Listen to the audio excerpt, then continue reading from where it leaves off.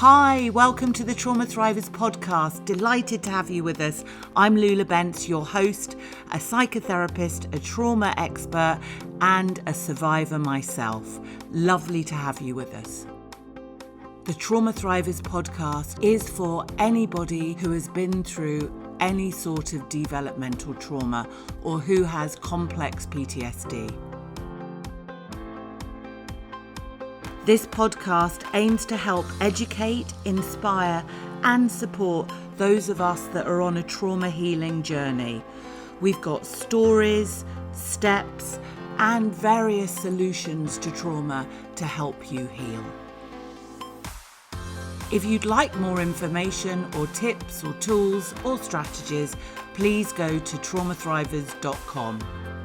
You can also find this podcast on my YouTube channel, Lula Bentz Trauma Thrivers.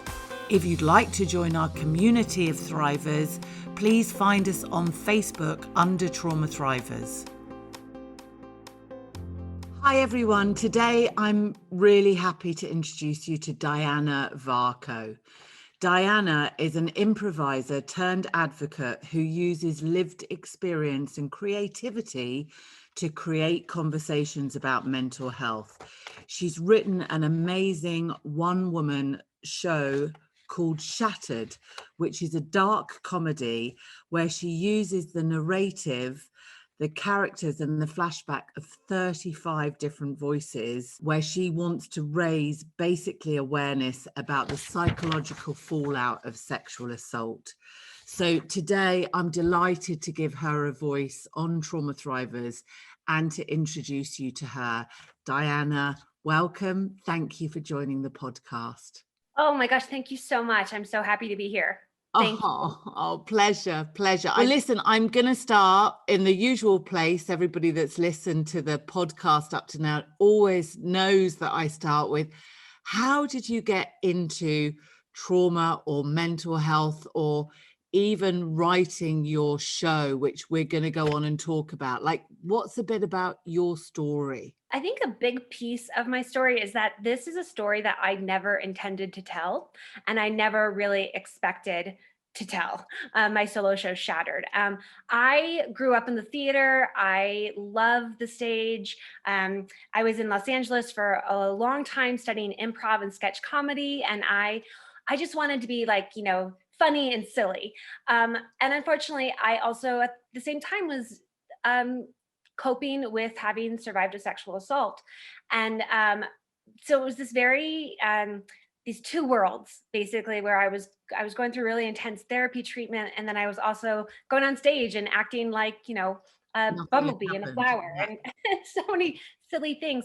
And then it really came to a point in after several years of trying to heal and of working on my career, where the two came together, and I started to write my solo show, and I started to apply all of my comedy background to finally step into my story, which is my solo show, Shattered. And it's been a really amazing journey where I've honed my performance skills, but also really gotten to know myself much more in depth, and in the process gotten to learn a lot more about mental health theory and healing. So in some ways, it picked up the baton of what my therapists were working with me on, and I was able to kind of go on self-discovery. And it's so interesting because a lot of the things I've learned in improv, I also find parallels in things that I've done with my therapists and trainings I've gone to. So it's really fascinating. Could you talk more about that? Because that is fascinating. I'd love to hear about the parallels.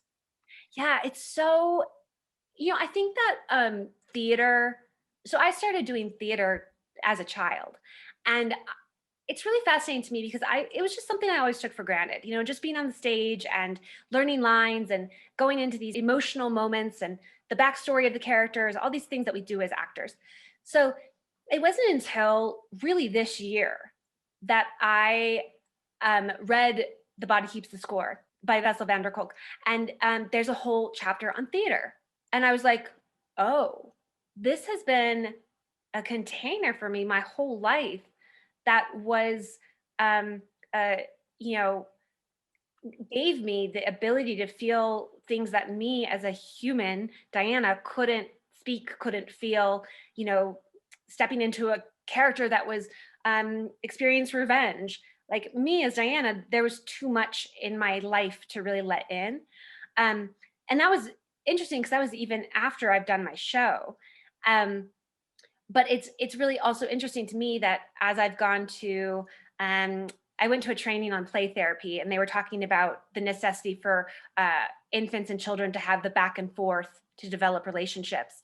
And I'm like, oh, we did that in improv. So improv was like a safe space for me Okay. to give and receive. Yeah. Whereas in my human life, it's not always safe for me to No, let information in, if that no. makes sense. Yeah, it makes complete sense because I think we have in therapy, and I don't know, I'd love to hear what kind of different types of therapy, and maybe going back to the Bessel van der Kolk book. I don't think I said, Diana, when we were speaking before we kind of went live, my training for about 6 years of my childhood was at drama school. Oh, Yeah, yes. yeah. So I never went on to actually become an actress, but I did go to drama school for years, and that was my dream. And I often think back to it now and think it's very interesting that as an actor or an actress, and all the parts that I've played, you can stand on stage as a very different representational character and do and feel and say things that you would never say in your ordinary self. And so I think that parts of us start to show up in different characters, whereas those parts or those feelings or those different aspects of ourselves aren't quite integrated into Lou or Diana, and that's really the work, isn't it? That's the piece and the integration piece that we need to do. Yes. Yes. Yes. I definitely resonate with that. I Yeah. definitely resonate with that. And it's so interesting because I um I love playing villains. Like I think they're so fun to play. And in my show, it's I play a lot of different characters, but um one of the main characters is Shame. And that for me is a very fun character because I can step into a lot of things that me as Diana doesn't can't I can't say certain things. But yeah, it's so interesting to me um, that even in doing all these parts I've played along the way, and even in my show, um, the hardest character to play up to that point, up to this point, has been me as Yes. narrator. Yes. And so people ask me often what the hardest part is, and it was shocking to me when I was like, "Oh, it's myself." But as I've gone through this process, I really love who I am showing up in the world. Beautiful. Yeah. And how did you write the play and write the voices and work out is it 35 different characters, or how did you do all of that? Yeah, it's about 35 characters, and it's told through narration, flashback, and the voices of the mind. So the shattered psyche. And again, I did not ever intend to write this, but I was assaulted early into my years in Los Angeles, and I would be in the comedy world, and um, my peers were joking about rape constantly, and I would go to stand-up rooms, and I literally wait for the rape jokes. I leave, I take a breath, I come back. I it was so prevalent, and it was so re-traumatizing because I just wanted my career. And I think often with assault, we don't talk about the things that people lose. And although I have created my show, I lost the career and the trajectory I expected. Yeah. So I was in the comedy world for about 7 years, trying to go to therapy, trying to heal, and then going to classes and being in rape scenes. And I was like, this is so ridiculous.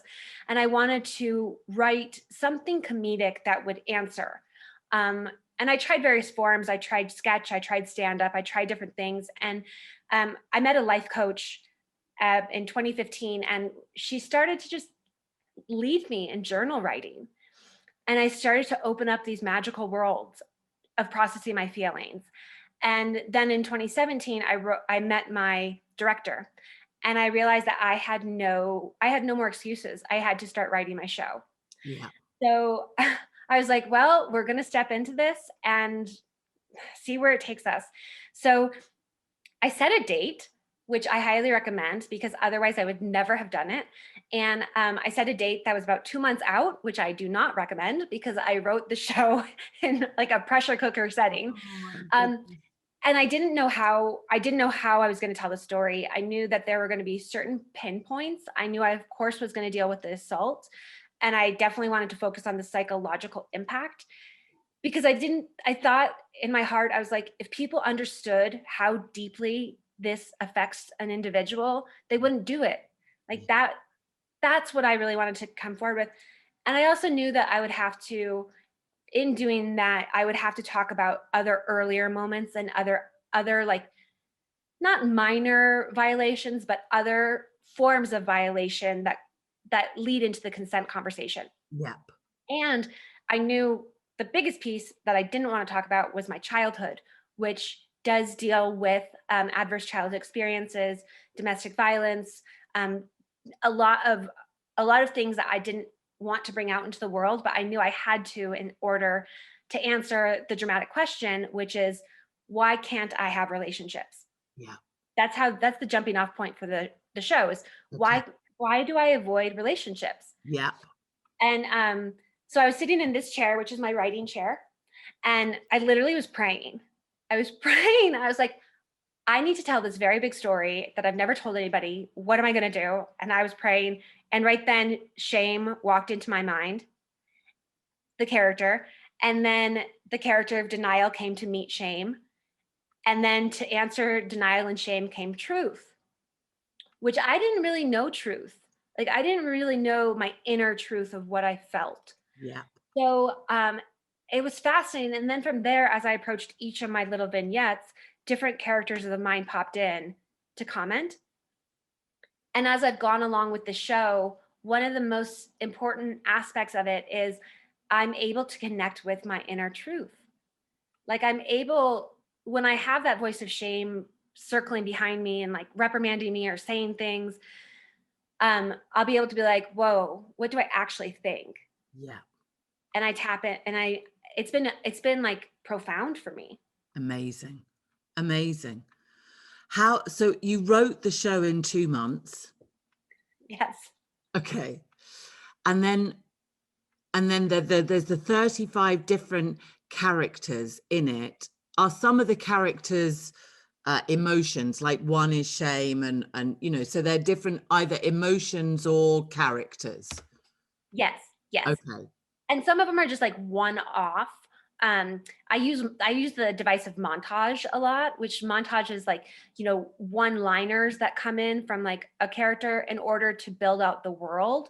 So especially as I mentioned, I was in the comedy world and I got a lot of comments, I got a lot of rape jokes that were happening. And so I'll do a montage to give those one liners off to build out the world, if that makes Yeah. sense. Yeah. Yeah. Because Yeah, there's just not enough because time in the show to like go through all of the experiences. no, no, because you've included mainly in the show the sexual assault, but not the whole childhood stuff yet. Yes, yes, yeah. Because and I think at the time of writing the show, I really wasn't conscious of what I was even trying to do. I just knew I needed to get the story out. And I knew that I wanted to get specifically the psychological impact of the sexual assault out. Yeah. Um, I think that like I was very authentic to what I thought and what I felt at the time. And I think that I don't always know how it will land with audiences, but that's part of the point is that it's ugly because trauma recovery is not pretty. No, it's And the things definitely we not. actually say to ourselves are really ugly. Yeah. And that might just be me, but as I talk to people more and more, it's not the case. Yeah. But no, it doesn't focus as much on the childhood. It gives bits and pieces of like why I might be reacting, this way in relationships. Yeah. Um, it gives enough context, but not the full unpacking, because I haven't really worked on that as much as I did the sexual assault. Yeah. Um, but I'm starting to write my next chapters, and those are stepping into more the The, childhood yeah. So aspect. shattered part two. Yeah, yeah, and it's there's a lot to it. But I'm also writing it in a much more slow, mindful way, because it's out of necessity that I really need to take care of myself and go Yeah. in a slower, more Yeah. paced way. Yeah.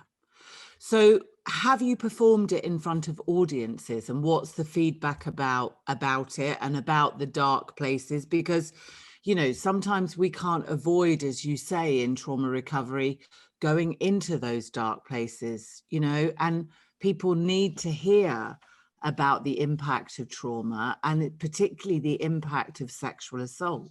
Yeah, it's really been shocking to me. I premiered it in 2017, and then I performed it at different festivals in Los Angeles, the LA Women's Theater Festival and Hollywood Fringe. I took it to New York for Unite Solo, and then I took it to Edinburgh Festival Fringe in 2019, which I Amazing. love. I love Edinburgh so much. The reactions have been very interesting to me. I get so many people afterwards that come up to me and say me too, and it's really it's really hard to see the numbers coming out and the stories they tell me, and it's just like I knew it was happening, even though a good degree of my time before I wrote the show, I felt very alone because it wasn't really a mainstream conversation. And then, of course, Me Too was popularized and exploded in 2018, so it's Yeah. much more part of the conversation now. Yeah. Um, but I'm really surprised at how many people come up afterwards, um, and how many people have gone on to write their own shows and Yeah. produce their own work. And the overwhelming majority is very impacted and grateful and very impressed with the theatrical presentation. Yeah. I definitely have gotten people that have said you shouldn't say that, or this is too much. And there are voice here and there, but it also, I think that's another part of trauma or part of Yeah. human condition, is that we can have 99% of people telling us they love us, but that 1% is what we listen to. Yeah. um, but definitely, I think when I brought it to Edinburgh, it was really fascinating because it showed me possibly the difference in um, culture too, in what we're allowed to talk about, what we're not. Yeah. And so I find that when I do it in LA, there's a lot more leeway than there was in Edinburgh, possibly. Yeah, we're And that still a might be little true. bit British and stiff upper lip, and yeah, a little bit, yeah, more, yeah, less open maybe in some ways, although that is changing, thankfully. It's much more a conversation, and mental health is much more out there. And yeah, and Me Too, thank God, is much more out there. Yeah, yeah, it is. And there were signs at Edinburgh, there were signs all around campus of really impactful PSAs on sexual assault reporting and all these different things. But it was fascinating to me because when I promoted it, if I said, "Oh, this is a show about the psychological impact of sexual assault," people would go, "Ooh." But if I said, "Oh, this is a show about mental health," people would say, "Oh, okay." So Yeah, it's really interesting, the yeah, word. yes, yes. And I do think, we need to carry on, whether there is a or a not, because Yeah. there is a need for it. And I'm not an expert in this area. I mean, it's part of my backstory, as you know, as well. But I think in universities and places all over the UK, I'm not sure how many shows like yours or conversations or people there are even going in and keynoting on their experiences of sexual abuse or rape. I don't know. Yeah. I'm starting to look at it more because I that's something I'm moving more into is Yes. walk is working towards the university I So think I was just going to say that to you. I mean, I think that would be an amazing market for you to get into, and whether you could do a highlighted version of because it's quite long, isn't it? It's yeah, well, it's not long, but it's sometimes if I get a school or a university talk, it's like 20, 30 minutes and then you're out. So, you can't really do your whole show in 20 or 30 minutes. It's yeah. yeah, Yeah, the show in its entirety is usually 70 minutes, and then we do a talk back. So yeah, it's more I think that the show is more geared to, like, community engagement and being at yes, a theater. Um, I have presented at a trauma studies department at a university, and they wanted to see the full show, and then we did a talk back, but sometimes people only wanna see segments and then, within a structure of a certain lecture or, topic of discussion. And sometimes I do that in the talkbacks. Sometimes I'll focus on shame, or I'll focus on doubt, or focus on a certain aspect. And often with panel discussions, I like to bring in diverse viewpoints, because I know that is a big problem with the conversation, is that it's so narrow, and what people uh, accept as the dominant narrative on sexual assault. It's yeah, usually, oh, it's only undergraduates. It's usually, only party rape and all this stuff. And it's like, well, there's so many other viewpoints and experiences. So, um, with the universities, yes, I would absolutely love to bring it there. And I think that that's a big conversation, especially with undergrads. yeah, What I am finding very interesting is that we concentrate the conversation on undergrads, but like there's a whole lifespan of people experiencing this. yeah, And I personally experienced it in my late 20s. right, So also the graduate level of therapists, I think, is really important to see yeah, it, because it brings PTSD to life, and because Shattered also integrates the assault, but also integrates it within the context of childhood, yes. not always sexual abuse, but childhood disorganized Attachment, attachment. basically. Yeah, yeah, Yeah, which yeah, is fascinating to me. And I found that I've seen a lot of therapists in my time of healing, and they didn't always know what to do with me. They that's always interesting. Yeah, they always Okay. were able to give me interventions that hit at a piece of it, Right. but altogether it was just very complex. And therapy is it takes time, because Yeah, it does. What do you find, because this would be interesting too, what did you find worked and what didn't necessarily worked? And which part of the shattered and you doing that healing process through writing and performing, how did they all integrate together, and the modalities, and what bits really worked for you, I guess I'm asking, and what bits would you go, oh, no, that just didn't do it for me. yeah, I look at every therapist I've seen and what they've brought me, and I think that it's all built upon each other, Yeah. which has been brilliant. And also, as I was going through it, didn't always feel great either. No, So, no. I talk about this with a smile, but like it's been a long process. Yeah. Um, we did definitely tapping into my creativity once I was able to write, and I was able to get out my feelings about the assault in like a with my pen and in a fantastical way. Yes.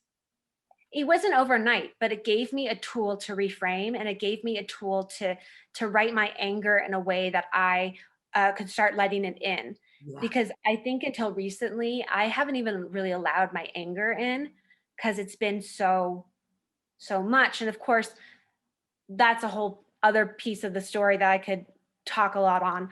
Um, Well, I'm not surprised, the little that I know about your history, why anger has so been disavowed in your life. oh yes, yes, Yeah. it's been interesting. It's also been interesting to understand the manifestations of how I've turned it in on myself Yeah. as a tool to manage anger. Yeah. Yeah. And so I didn't know that, but now once I started learning about the brain and learning about attachment styles, that for me has been like leaps and bounds, Yeah. very effective. Yeah. The EMDR was Yeah. very effective for a Yeah. while.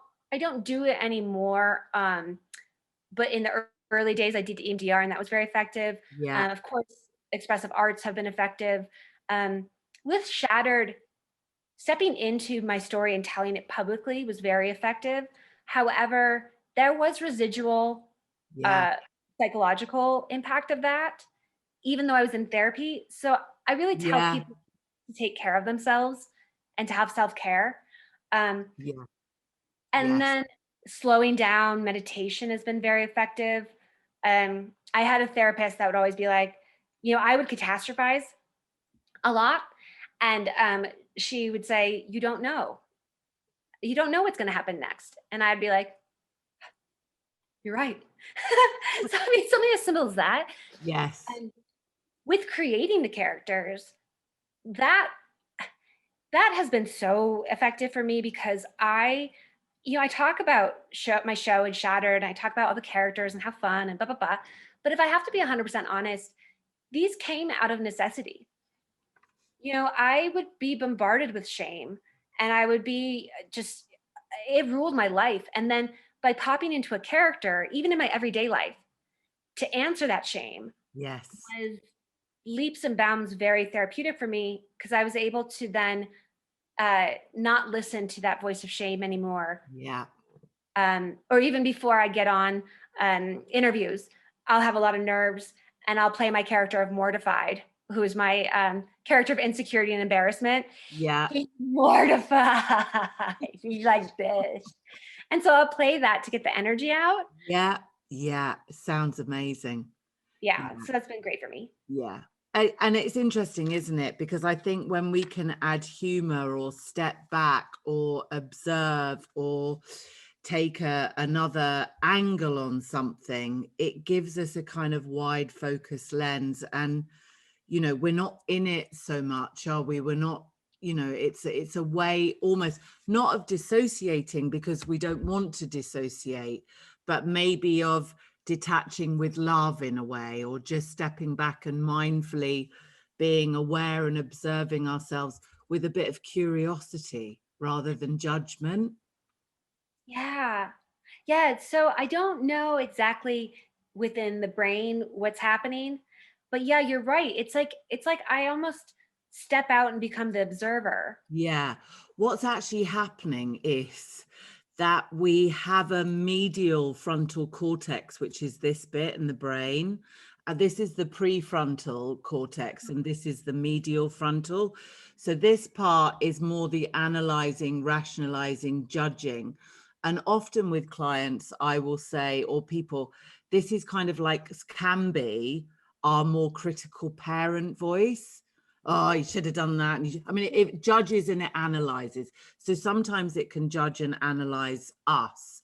Whereas if we're from here and we're stepping back and we're noticing, a noticing brain has got a link down to our amygdala, which is the alarm part of the brain. So it actually slows it down and calms it down, whereas this part can't. And also this is more of a compassionate frame. When we're noticing or we're just curious or we're, are stepping back a bit, we're much less judgy of ourselves. And I mean, that's such a huge part of our trauma recovery journey, isn't it? To start to hold that place of, it wasn't my fault. I didn't do anything wrong. It was, it's nothing to do with me. I'm okay.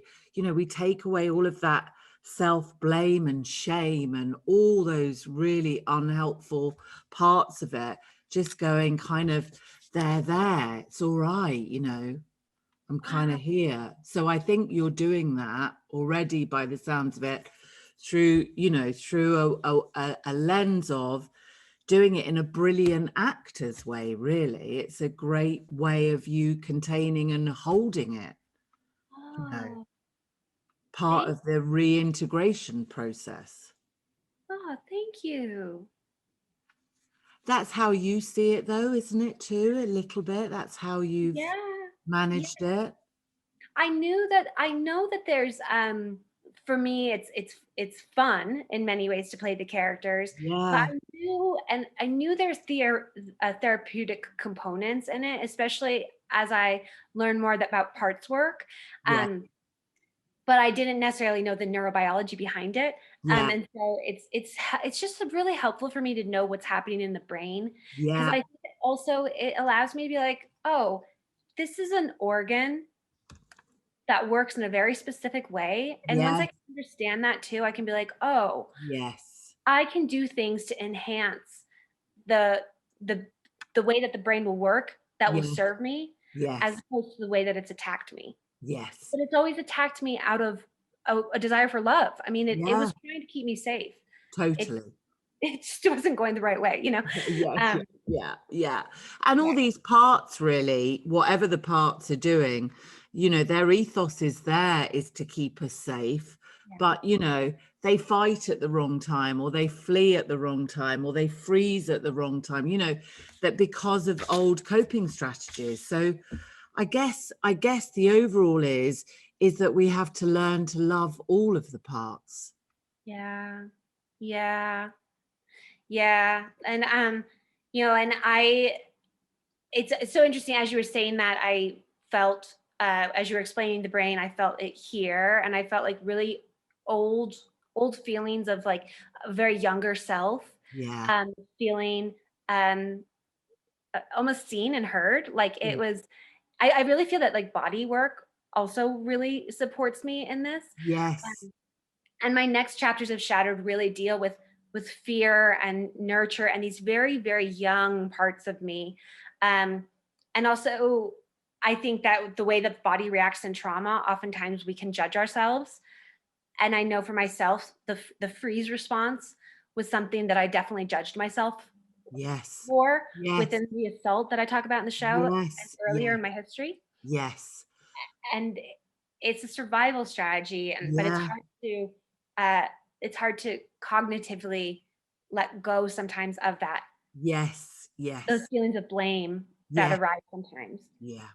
And I think that blame is always there with freeze, I know. and I don't think I've ever met anybody. I'm just trying to rack my 20 years of dealing with survivors of some description.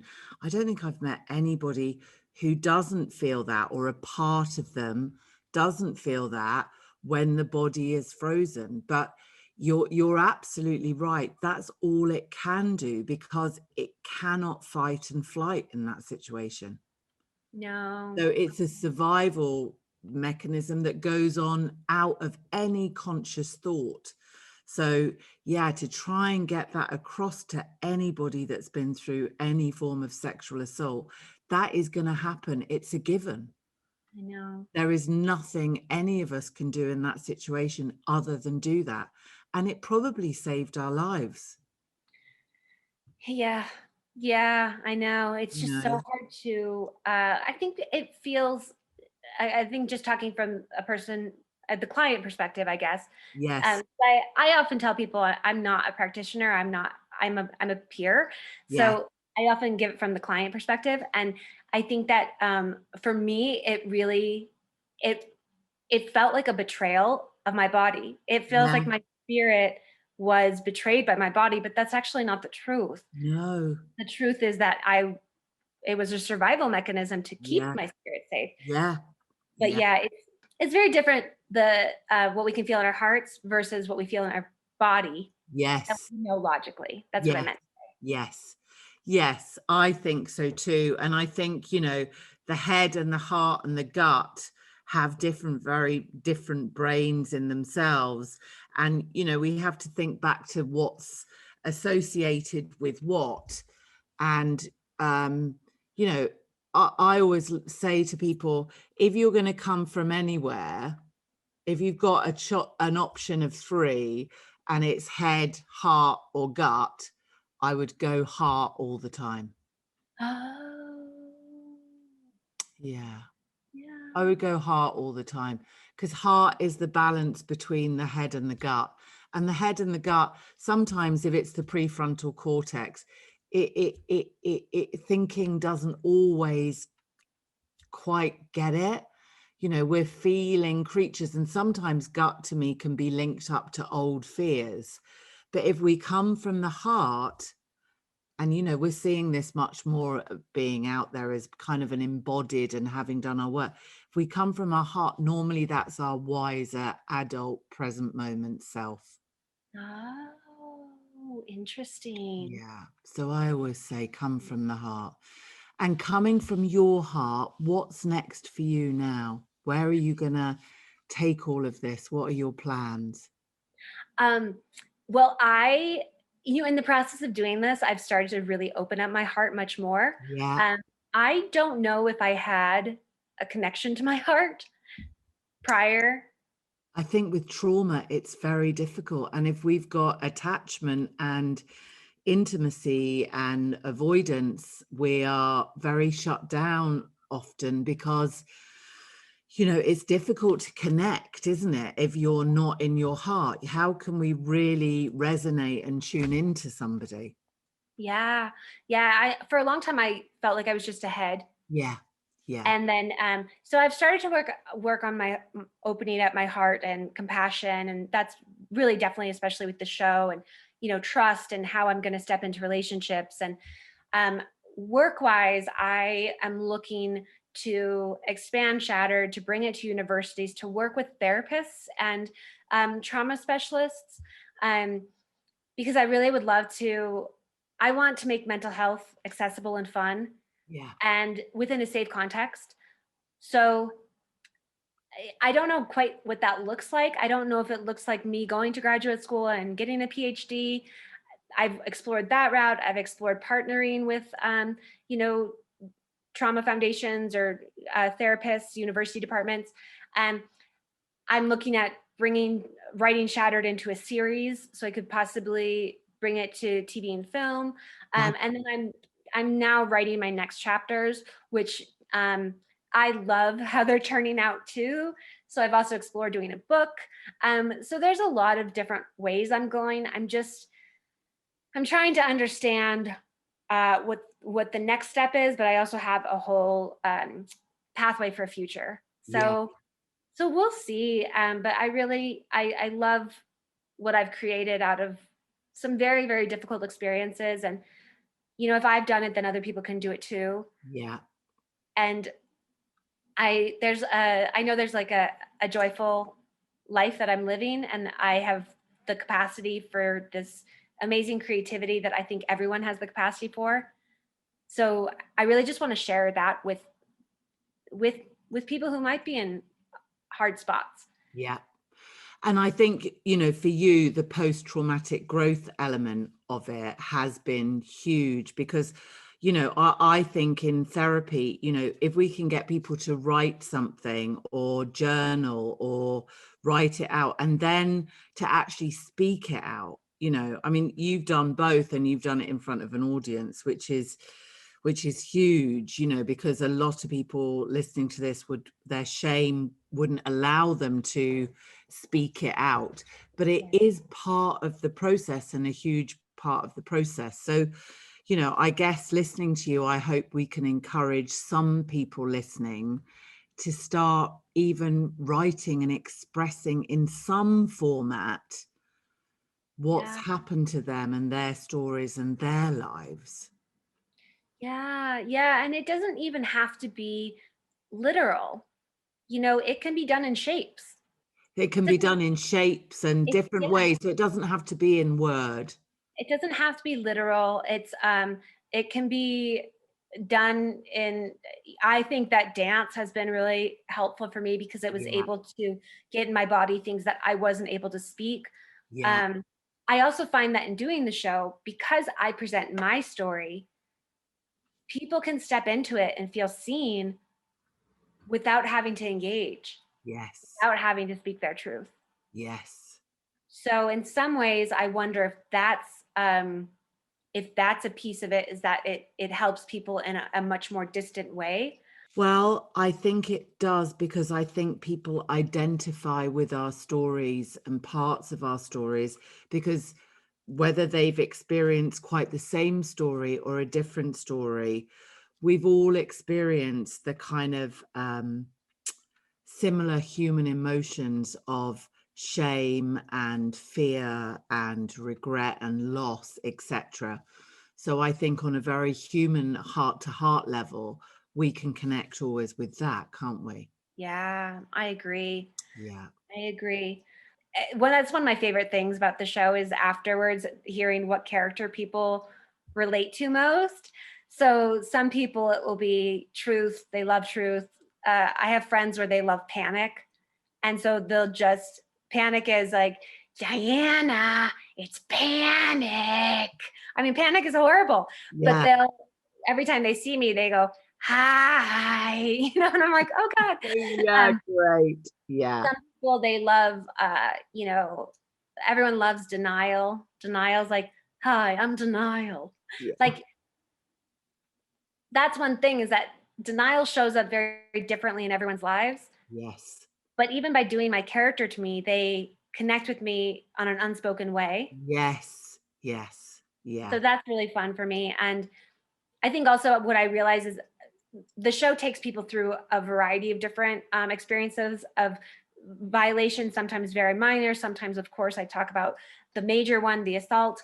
But some variation of that often has happened to people Yeah. where it might not have been my exact story, but there are elements within theirs. Yes. Yes. Yes. There are certainly many people out there that have experienced it in some way, shape, or form.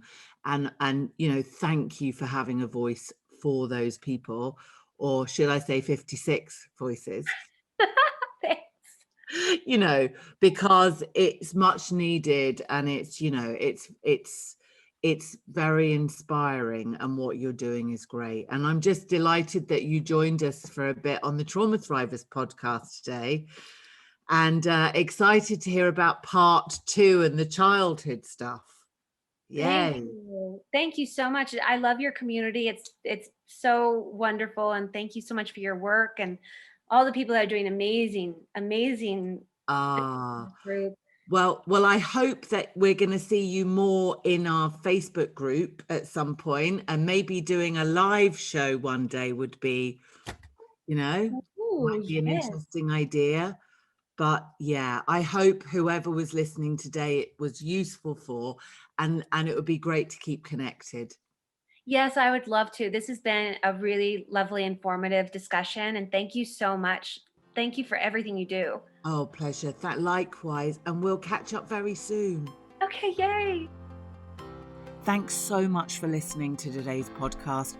I hope it helped you in some way, and I really hope to see you back here soon. If you have anything to share on today's experience or podcast, please nip over to the YouTube channel or the Facebook group Trauma Thrivers and let us know there.